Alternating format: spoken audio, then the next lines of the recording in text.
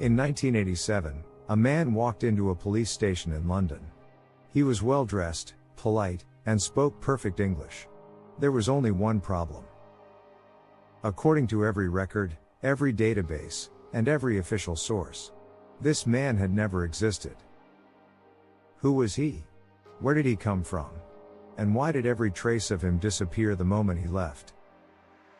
He introduced himself as Jonathan Blake. He had no identification, no passport, and no belongings except a small leather notebook. When officers checked his fingerprints, they found nothing. No matches. No history. Not even a birth certificate. It was as if he had materialized from thin air. "I need to report a crime," Jonathan said. "Something is following me." The officers asked him who he was afraid of. Jonathan hesitated, then whispered something chilling. "It's not a person. It's a shadow." Jonathan's notebook was the only clue to his identity. Inside, the pages were filled with names, hundreds of them. Some were crossed out. Others had strange symbols next to them.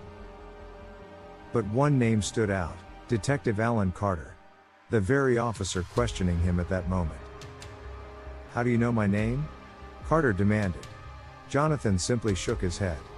"Because tonight, you're going to die." They thought he was insane. They locked him in a holding cell overnight, planning to investigate further in the morning. But when the officers returned, Jonathan Blake was gone. The security footage? Corrupted. The cell door? Still locked. It was as if he had never been there at all. Curious, Carter started looking up the names in the notebook. And that's when the horror began. Every single person in that book had died under mysterious circumstances. Accidents. Suicides. Vanishings. Some had been dead for years.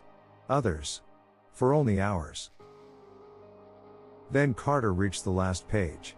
His name. And today's date. Terrified, Carter rushed home. He locked his doors. Checked every window.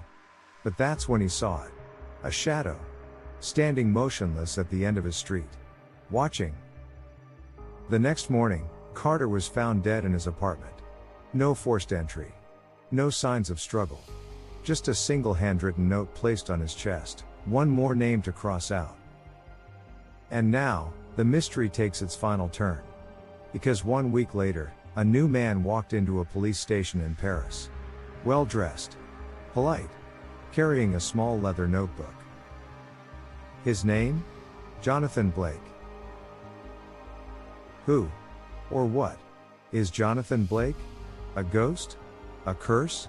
Or something far worse? The answer remains unknown. But one thing is certain: if you ever meet a well-dressed stranger carrying a notebook, pray your name isn't inside.